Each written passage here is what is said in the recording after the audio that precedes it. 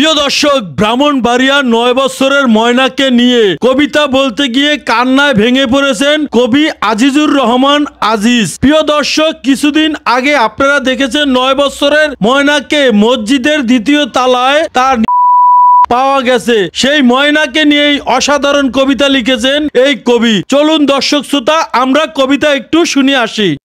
ময়নার বাবার আর্তনাদ যখন পড়ল চোখে, দুই নয়নের অশ্রু এসে গড়িয়ে পড়ল বুকে। বিবেক যেন হাজার প্রশ্ন ছুড়ে দিল মাথায়, এর নাম কি বাংলাদেশ, আমরা বাস করছি আজ কোথায়। এজন্য এক রাজকন্যা যখন দেখি ময়নার ছবি, ইচ্ছা করে ময়নাকে নিয়ে লিখতে কবিতা, যদি হইতাম কবি। ওর সামনে ময়নার বাবার আর্তনাদ, কোথায় রে ময়না আয়। ময়নার বাবার এই আর্তনাদ রাষ্ট্র কি শুনতে পায়? আর কত ময়না ধর বলতে পারো তোমরা, এমন একটি বাংলাদেশ কখনো কি চেয়েছিলাম আমরা? ভেবেছিলাম সকলে মিলে মিশে আমরা আমরা বাস করব মিলে মিশে, নাম না জানা কোন শকুনের জন্য খাচ্ছে আমাদের গিলে।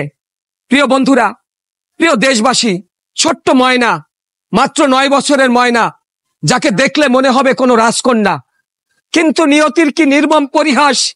কথাটা বলতে আমার আবেগে যেন আপ্লুত হয়ে যায়। এই কি চেয়েছিলাম বাংলাদেশ, যে ময়নাকে মসজিদের ছাদে, যেখানে আবার মসজিদ, 5 ওয়াক্ত মানুষ নামাজ পড়ে, মুসলমানের ধর্মীয় প্রতিষ্ঠান, সেই প্রতিষ্ঠানকে কুলুষিত করেছে। এমন বিচার হওয়া দরকার। এই ময়নার সাথে যারা যেই অপরাধগুলো করেছে, আমি পারছি না। যখন এই কবিতা লিখতে গিয়েছিলাম, বারবার যেন আমার বিবেক আমাকে একটি কথাই বলে দিচ্ছিল, এই কি বাংলাদেশ, এই কি আমরা চেয়েছিলাম? কেন আমরা এই ময়নার মতন আর কত দেখতে হবে? আমরা এমন বাংলাদেশ চাই না।